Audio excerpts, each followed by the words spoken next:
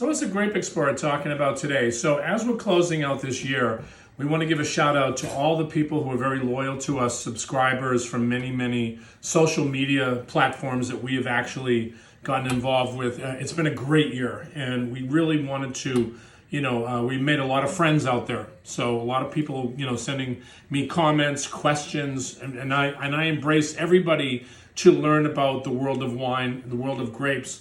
So, but we wanted to really, share with everybody the beautiful holidays as well. So you can see I'm wearing my festive colors here, but we've got a beautiful property to share with right here. This is a Champagne producer, and we also want to mention the name. So this is Champagne Etienne Doue, and this is from the area of Montgueux.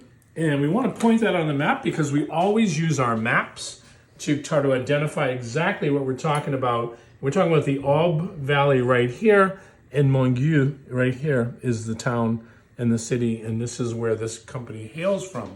But we want to talk about rosé because I think Champagne Rosé, which is one of my favorites. I mean, if you're out there and you ever get a chance, and if you've never had the wonderful experience of buying a rosé champagne, it is quite fascinating because there's only a couple of grapes involved here, and this is, Pinot Noir and Chardonnay. But you can actually get another grape in there we call Pinot Meunier, which is the other grape. But this is Pinot Noir, and this is a beautiful, beautiful property. And we actually wanted to talk about this particular chap here as we zoom in and we show you here on the map exactly where we're located in Hugh Johnson's map. And, he actually defines beautifully exactly where the Aube Valley is located and where Montgueux is located right here. And there's many, many what they call independent vineyards and independent growers. And grower champagne is something that I want to talk about today because I want to share that the fact that if you're out there looking for a bottle of champagne for the holidays, and we all have a beautiful if you want to say time of the year. I mean, you've got the holidays, everybody's festive. We're looking forward to the new year. Hope you had a great year, but we want to have a better year. So what's the better way to toast? Go out and get a nice bottle of rosé champagne, toast it with your family and your friends, and just say, we're going to go out and get them next year, and maybe you had a great year. Maybe you didn't have so much of a great year, but we want to make sure that you have a wonderful year this year. But independent growers are what we're talking about here, because this is something that what is called an independent grower. Well, an independent grower, the mission is the protection of the profession of independent wine growing and the promotion of the profession. And what it is called is respect to terroir. We talk about terroir. That's very, very fascinating when we talk about champagne and we talk about terroir. Now, when you buy a bottle of champagne, whether it's Moët Chandon or whether it's Vauclicot, or some of these larger properties, Piper Heinzig, some of these big names and everything like that, we're not saying that they don't respect champagne.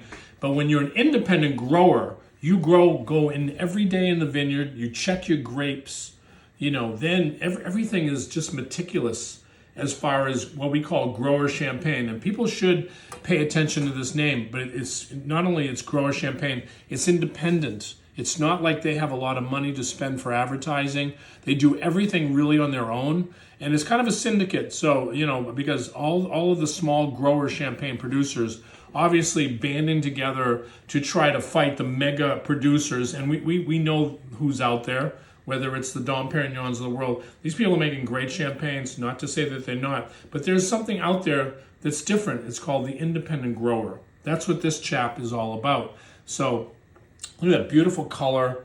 You've got that beautiful champagne kind of copper looking color that we get. These are all, when you make champagne, there are rules. You have to age the wine a specific time on its lees.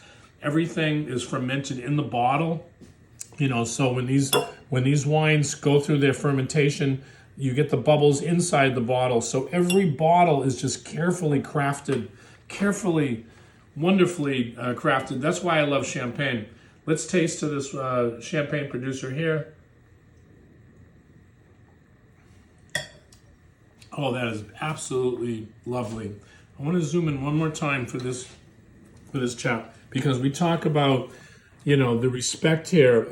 Works the vineyards, harvests his own grapes, vinifies and matures his wine, distills his own brandy, bottles his production in his own cellar, markets its product, seeks to perfect the skills, welcomes, people to the cellars. If you ever want to go to Champagne, you can visit this property. We're talking about Champagne, Etienne Doue. It was started by Etienne and his wife Benedicte, and Benedicte created and developed their own viticultural business.